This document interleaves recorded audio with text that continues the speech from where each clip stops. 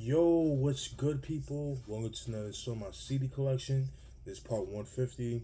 I want to dig in earlier this week. Um, so I'm gonna be real with you.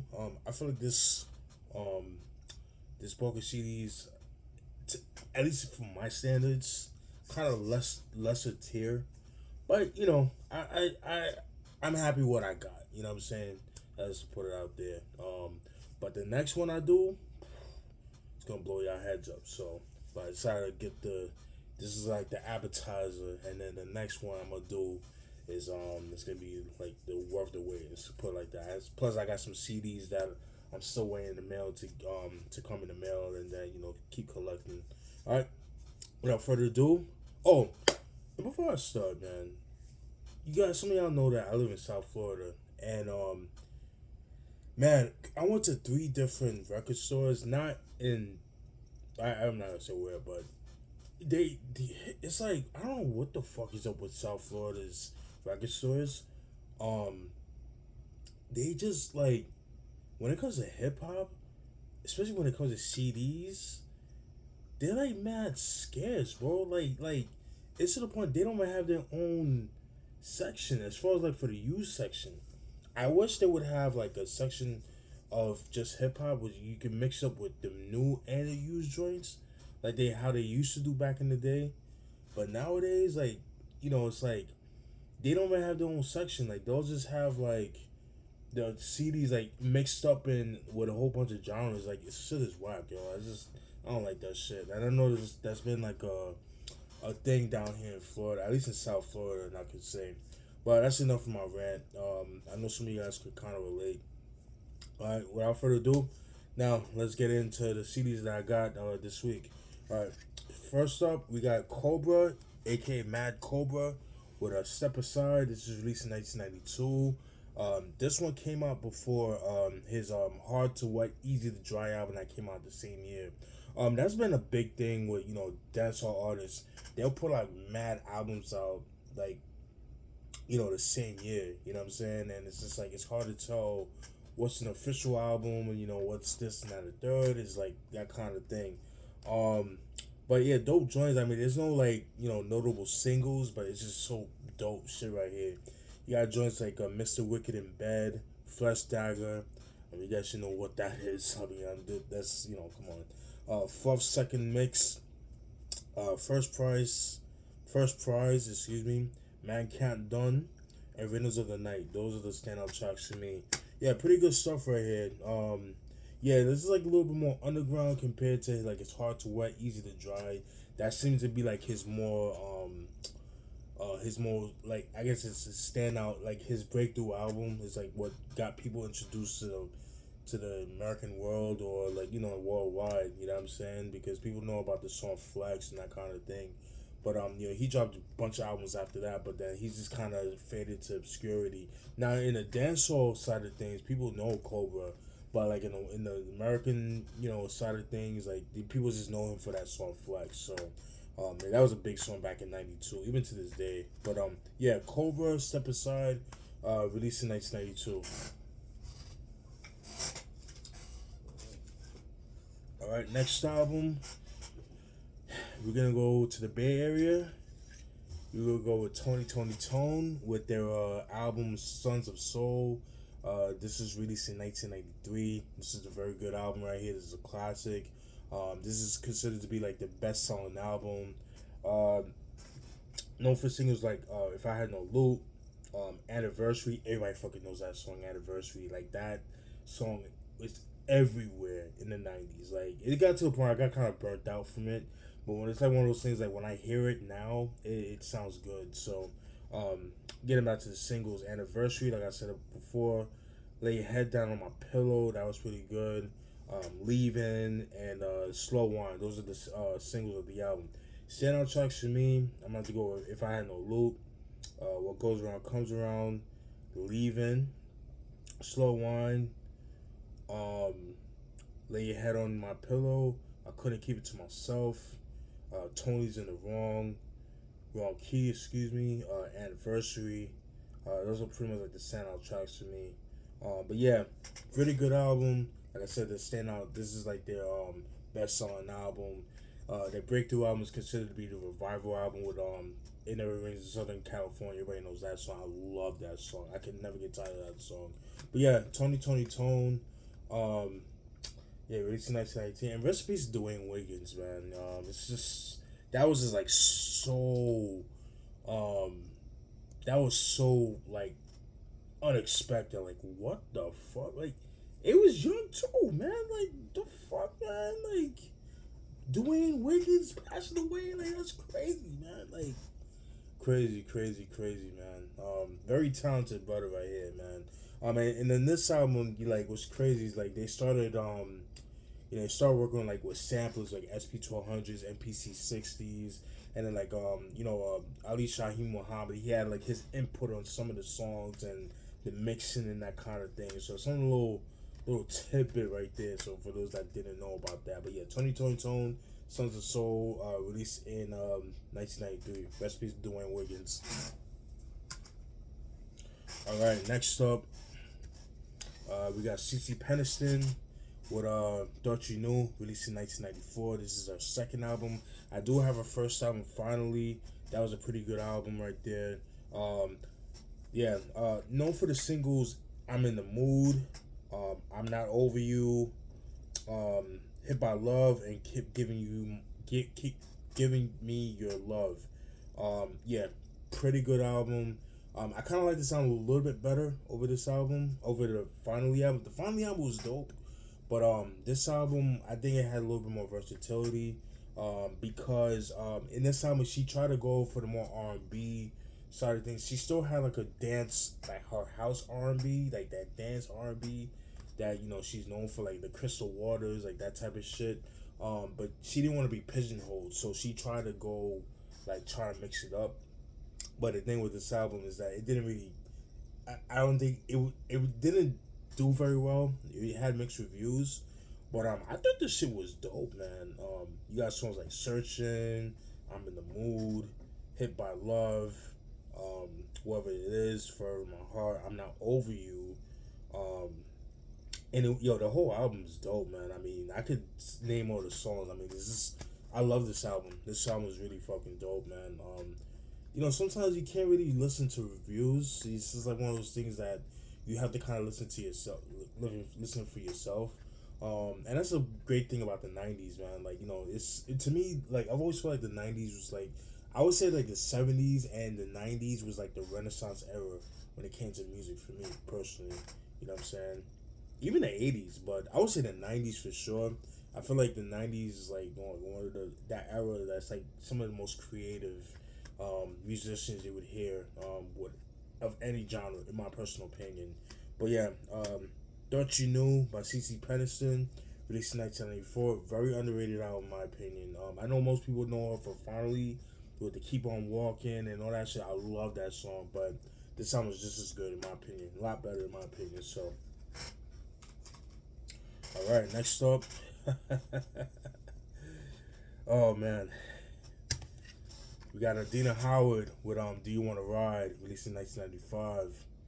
Fucking love the song Freak Like Me. I mean, that's like her biggest song. I think that's her biggest song in her career. This is her debut album. Known for the singles Freak Like Me, obviously, My Up and Down, and It's All About You. Those are the singles of the album. Standout tracks, you Got Me Humping, Freak Like Me, If You Want to Make Love, If We Make Love Tonight, You Could Be My Nigga featuring Yo-Yo, that was pretty good. The self-titled track, Do You Want to Ride, You Don't Have to Cry, My Up and Down, Horny for Your Love, and that's pretty much like the standout tracks. I'm gonna be real with you. She's not really the best singer in the world. She's okay. You know what I'm saying? It's like she's alright. You know what I'm saying? But I think the beats definitely saved her. You know what I mean? In my personal opinion, she's not bad. But obviously you can tell she's one horny chick. Like she just talks about fucking all the time. So, which I'm okay with. I'm all about people expressing themselves sexually. But yeah, Little Kim in like R&B form, you know what I'm saying? So or like Lady Saw in my from on my dance hall heads. She's kind of the Lady Saw R&B. You know what I'm saying? Even though she's not the first to do that, but from the '90s it was kind of different. Pretty much like the R. Kelly of the female version of R. Kelly. That's the best way I could put it. You know what I mean? Or the Little Kim or whatever the case may be. But yeah, Dina Howard, Do You Wanna Ride, released in 1995. That beat for Freak Like Me, I fucking love that. It just bring me back like summertime of that year of '95. Like I say that a lot, so definitely brings back. Even though I had no business listening to that song, and I was 8 years old in '95, but the beat was just so dope, and the video was dope too. So yeah, Do You Wanna Ride by Dina Howard, released in 1995. I think she dropped a second album. I think like '97. I think it's something called something about Fantasy Island, like Welcome to Fantasy Island. I have to hear that. I didn't hear it, but I'm pretty sure it's not as good as this. I could only imagine, but it might be good. But I gotta check it out. But yeah, Dina Howard, Do You Wanna Ride, released in 1995. All right, next up, this I was so happy to find, man, because this one's a little hard to find. It's not something you see very often. So, and he was he was affiliated with some of my favorite one of my favorite producers, and then artists and that kind of thing. And we're gonna go with Alfonso Hunter with a Blacka the Berry, released in 1996. You guys should know him, Alfonso Hunter. He's known for his affiliate with Def Squad. I believe he was the one that did the it wasn't Aaron Hall for the chorus for Welcome for Eric Sermon's from the Double or Nothing album. I think that was Aaron Hall, that was him. Don't remember, but I know Alfonso Hunter had his because Eric Sermon did the majority of the production, and then there were some other people that did some production, but it was mostly Eric Sermon that did most of the production of the album. Known for the singles Weekend Thing, Just the Way, and Everything. They all have videos. I think Weekend Thing has a video too, for sure. Yeah, it does. I think Weekend Thing and Just the Way definitely has video. Everything does. I don't believe it has a video. I tried looking for it, but man, standout tracks for me: Weekend Thing, Blacka the Berry, When You're Ready, Slow Motion, Just the Way. Yo, I recommend you guys check out the remix to that with Passion. Oh my god, way better. Fucking kills that. Fire. Cause there's like two remixes, but there's a remix that has Passion in it, and that beat is so hard. I fucking love that. Groove On, Would You Be Mine, Everything, Daddy's Little Baby, and Quiet Time, which uses the same sample as Nas's One Love. So I thought it was pretty cool. But yeah, very underrated album. It's not an album I really hear too many people talk about. I just wish Eric Sermon. I wish he would have delved more into R&B, especially back in the 2000s.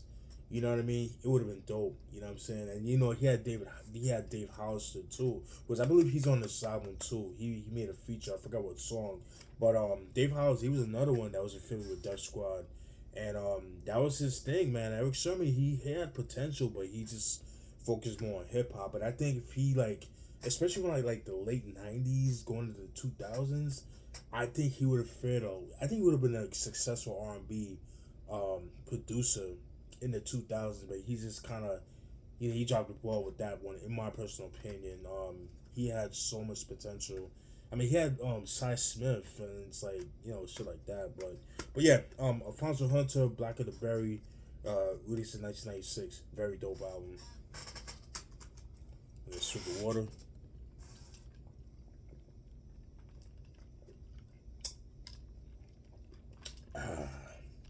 Man, long day at work, but it is what it is. All right. Next album, kind of different. Queen Latifah with the Dana Owens album, released in 2004. So this album right here is an acquired taste. It's not for my thing. It's not my cup of tea. The reason I bought it is because I have the majority of her albums, and I was like, fuck it, let me just buy it just to add on to the discography. You know what I'm saying? So this album right here, do not expect no R&B, do not expect no hip hop or anything like that. This is straight like vocal jazz, like in the same vein as like a Sarah Vaughan, Nina Simone. Like she kind of went into that Ella Fitzgerald. She kind of went in that kind of vein, and that's the vibes I got from that. It's pretty decent, and it's like mostly like it's like a lot of like cover songs that she did like but her own twist, if that makes sense. You got songs like I Put a Spell on You, um, The Same Love That Made Me Laugh, Close Your Eyes was pretty good, California Dreamin', Hard Times, Hello Stranger, and Close Your Eyes. That was pretty. No, I'm sorry. If I had, Hello Stranger, If I Had You. So those are like the songs like the standout tracks. But this is not an album that I would kind of go to. You know what I mean? I'm just not used. But you know what? I do respect the fact that she went out of her element. Now you guys might think I'm being a hypocrite because I talk shit about Andre 3000, um, with the whole flute thing. I just whatever. It is what it is. Cause half y'all niggas that be on Andre 3000's dick, like y'all be like, I don't know, man. Like it's like, let me digress.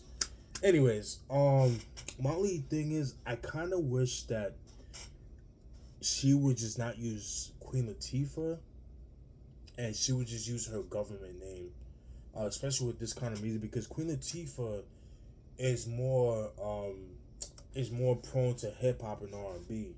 Um, that was my only gripe with Andre 3000. Like I don't mind him, doing a flute album. That's cool. I mean that's cool, but I just wish he would use his government name.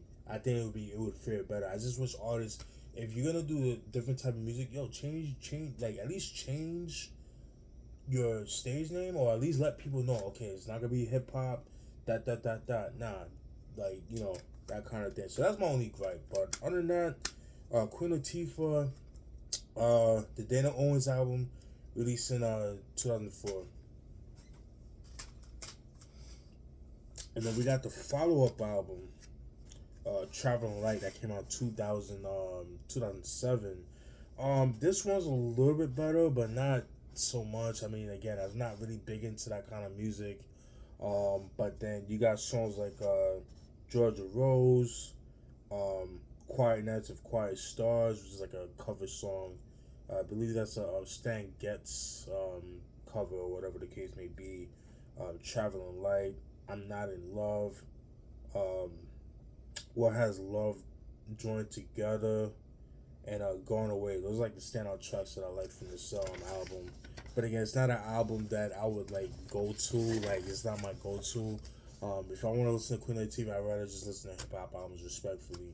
But like I said, because I have most of her albums, I was like, and I saw it in the wild. I'm like, fuck it, let me just pick it up. So, but yeah, Queen Latifah, Traveling Light, released in 2007. She dropped another album that came out in 2009. I forget the name of it. I think it's called My Persona or something like that. I gotta get that, but I'm in no rush to get it. But I'm just glad to have most of her albums. So, all right.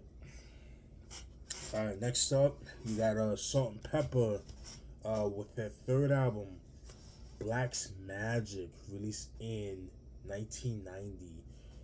So far, I only have this album. I have the Hot, Cool, and Vicious album from '86. That's their second album. And I got the compilation album from 1990 that came out the same year. It was like a bunch of remixes, like from the first three albums, and including this and stuff like that. I forgot the name of it. The name escapes me, but I do have it. But this is like now we get into the hip hop. So I had to get the R&B stuff out the way. Now I got to the more hip hop stuff. So I forgot to mention that. But yeah, Salt and Pepper, Black's Magic. Like I said, released in 1990.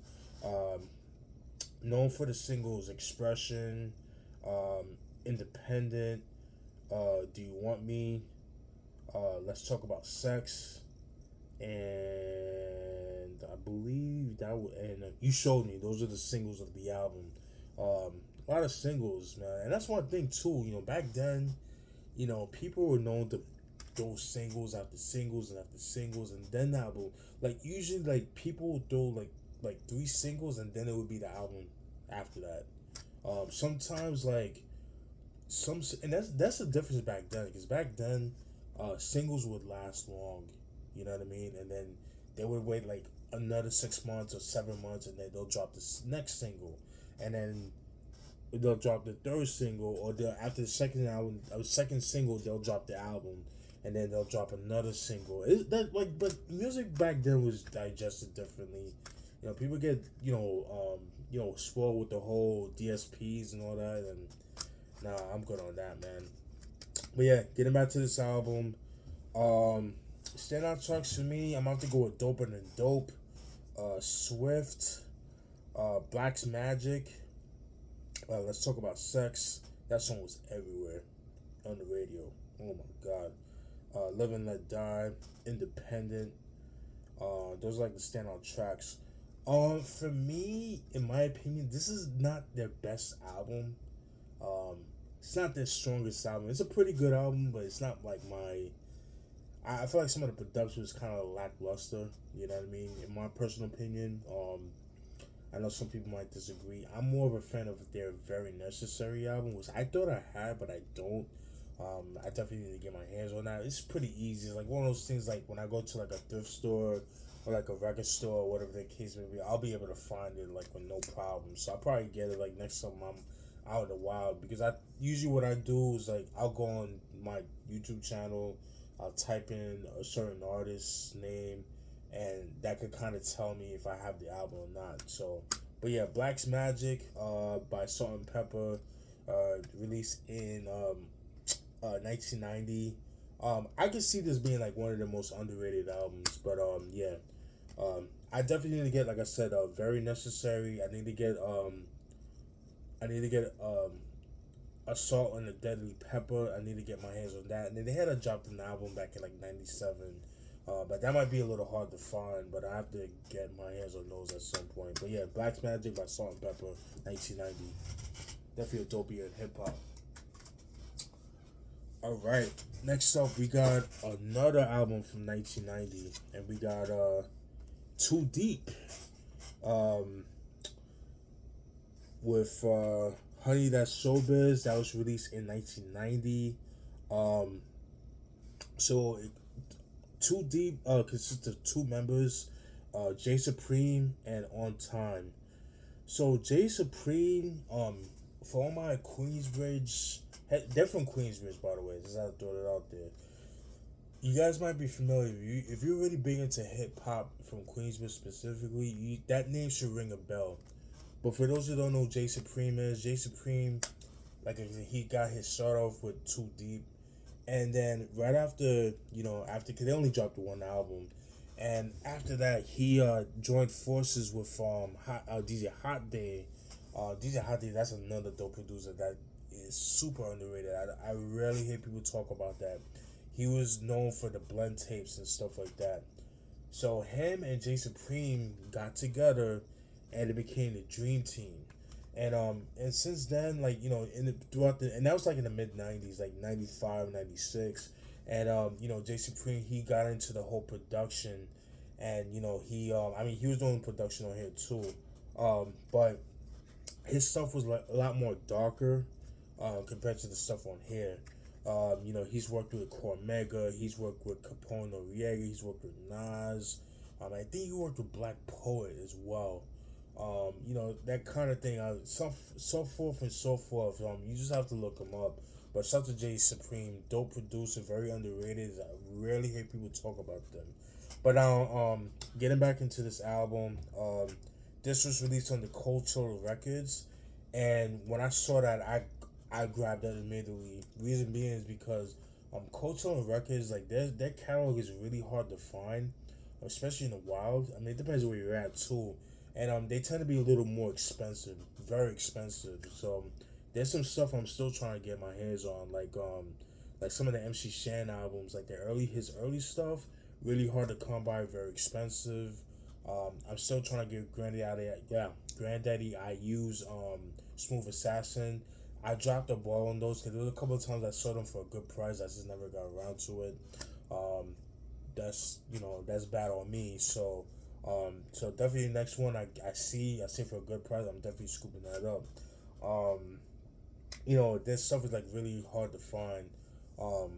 But now let me get into the singles. The singles include "I Didn't Do My Homework," which is a video for, and "All Alone." Those are the singles of the album. Standout tracks for me, I'm about to go with "I Didn't Do My Homework," "Groovy Thing," "Funky Sound," "Reality Is," "All Alone," "Showbiz," "Beaten in the Lines," "Swift Individual," uh, for those who diss me, "How About a Kill," "Simply Done," and "Rain Dance." Rain Dance was okay. I didn't really care for that. It was like one of the weaker tracks. But the rest of the songs are pretty good too. I really enjoyed this album. So again, pretty good stuff right here. It kind of remind me of like kind of like what's the best way to describe this album? Um, I guess kind of like I don't say like Kid and Play, but like in that same vein, a little more edgier, if that makes sense. Like a Red Hot Lover tone, like that kind of thing. So, again, with Jay Supreme, like he's known for his dark production, but on this album you didn't really get that. This is like more sample based, and it's like the typical sampling James Brown and all the soul records and stuff like that. That typical 1990 sound, if you guys know what I'm talking about. But yeah, Too Deep, Honey That's Showbiz, released in 1990. Very dope album. I'm glad I got my hands on it. Alright, next up, we got another joint that I was shocked to find. Prince Markie D with his debut album Free, released in 1992. Rest in peace to Prince Markie D. He died back in 2021. Man, it's sad, man. Yeah. I do have a second album, Love Daddy. So that was pretty good. Yeah, known for the singles, Tripping Out, Typical Reasons, and Something Special. I know Tripping Out and Typical Reasons do have singles. Standout tracks for me is So Very Happy, Tripping Out, Typical Reasons, Trilogy of Love, Free, Addict for Your Love, Back to Brooklyn, Foreplay, I Don't Want to Lose Your Love, Ghetto Bound. That shit was hard.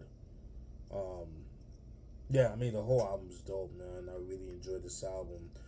In a nutshell, and I mentioned this before, but I mentioned this in my when I showed the Love Daddy album.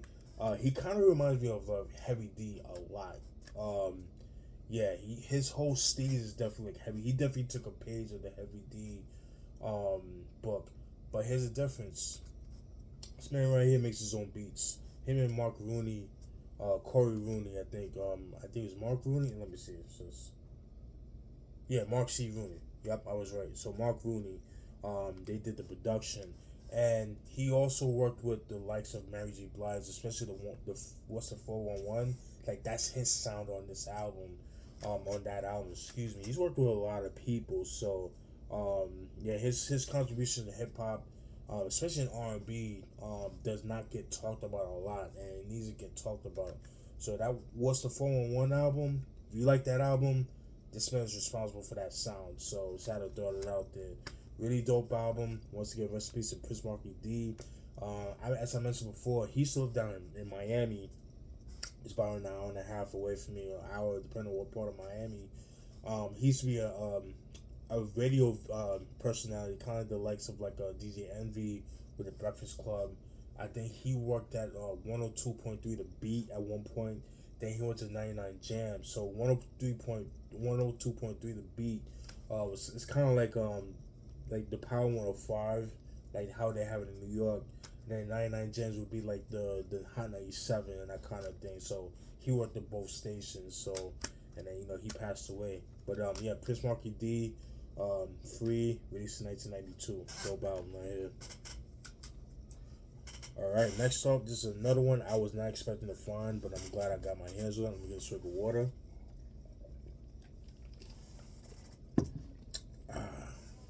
Alright, next up, we got the Lifers group with Living Proof, released in 1993. I never thought in a million years I would find this album. I paid $10 for this, but fuck it, it's a good steal. Yeah, really good stuff right here. The single of this album was "Short Life of a Gangster," which there is a video for, and yes, you got actual prisoners fucking rapping. I think that's fucking dope. Talking the shit that they actually live. In today's standards, it might be a gimmick. It might be looked at as a gimmick, but this is the 90s, man. That's what I'm saying. The 90s was like, when it came to like creativity, that's always feel like the 90s was like, when it came to hip hop, was like the Renaissance era. Just not just hip hop, but just in general, rock, pop, all that shit, dance, all that shit. In my personal opinion. Standout tracks for me, I'm gonna have to go with One Life to Live, Let Me Out, Rise and Fall, Out of Sight was pretty, Out of Sight, Out of Mind, Short Life of a Gangster. So there's two versions. So track 10 is Short Life of a Gangster. I mean, they were both produced by Organized Confusion, but I feel like the first one would be like the OG one. It's like the same beat, but this one's like a little bit more stripped down.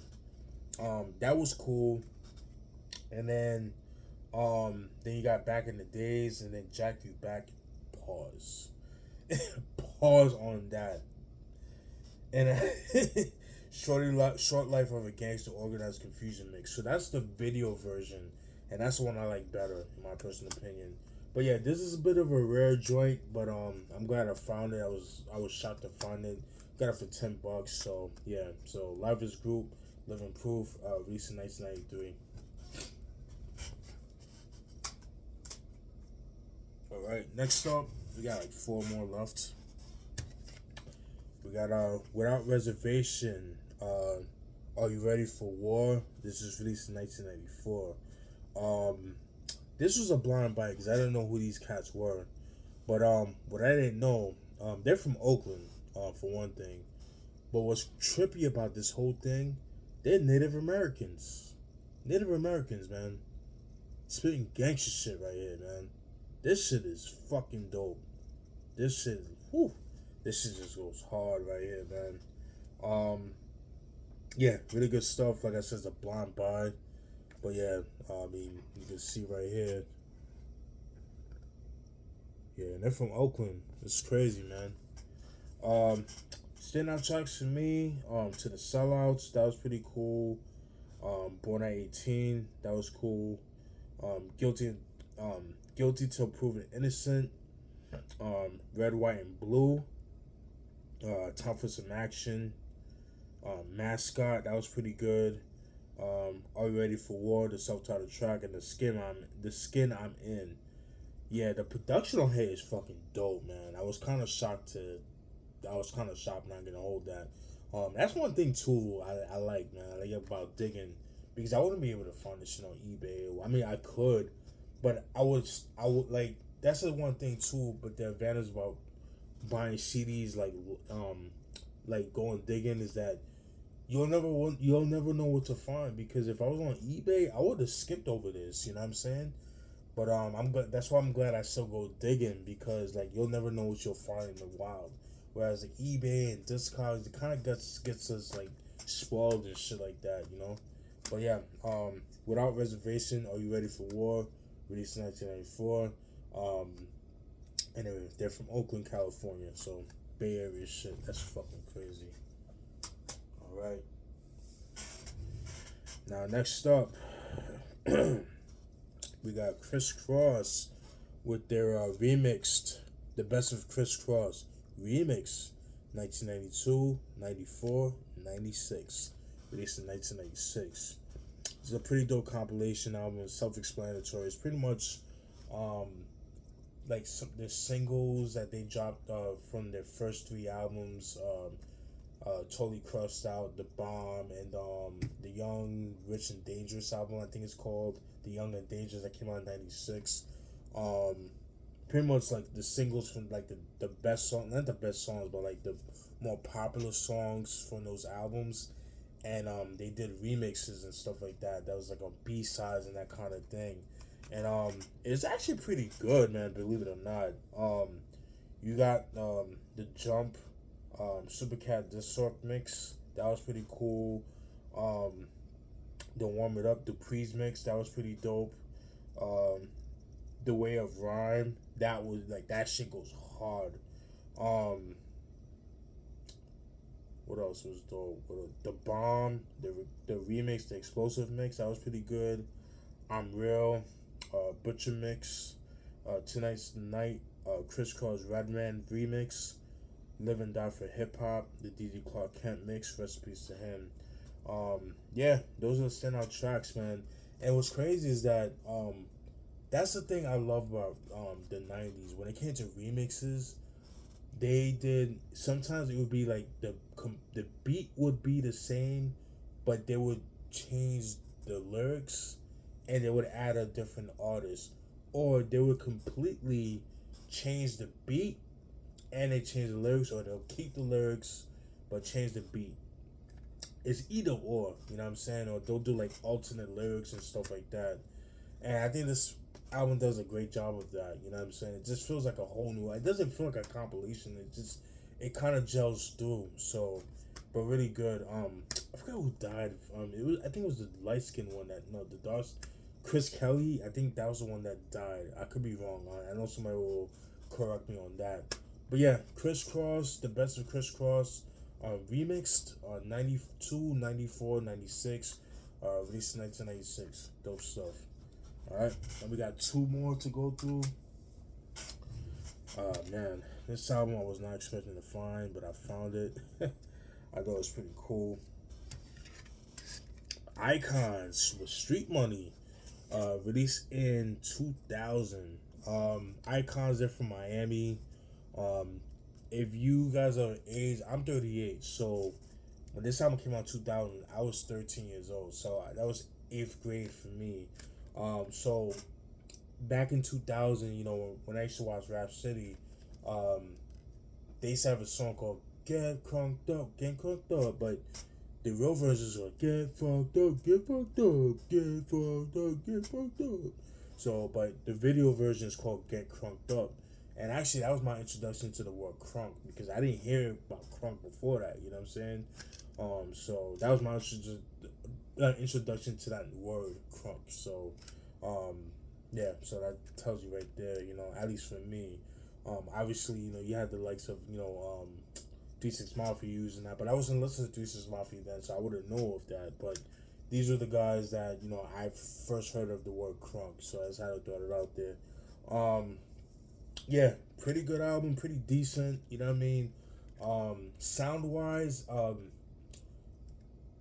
it reminds me of like Trick Daddy's early stuff, like his the www the www I can't never say that shit, www.thug.com.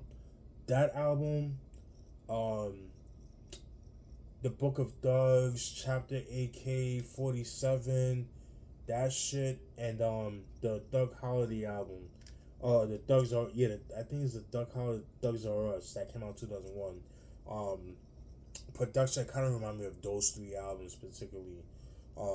Yeah, the whole production. I mean, you got some joints on here, man. You got Home Vade, that was pretty good. I Represent. Get fucked up, get fucked up. That shit. Nigga, what? You're a Trick. Doggy Style. What y'all know about? What y'all know about that? Yeah, sometimes, yeah, this is like really hard to read because like it's like a dark green. You see that? So yeah, what y'all know about that? Ignorance was pretty good. Representing the South. In this bitch. We Ain't Going Home Tonight. Yeah, pretty good stuff right here. And there were some songs that kind of remind me of like Crucial Conflict or like Bone Thugs. Like it had like that Midwest flow when it rapped fast, but obviously not as good. But yeah, like I said, if you like that kind of production, like I said, the early Trick Daddy, like that style of production, then I think you'll enjoy this sound. If that's not for you, then I don't think the sound will be for you. But yeah, Icons with street music, released in 2000, dope shit right here. And last but not least, we're gonna go to Harlem.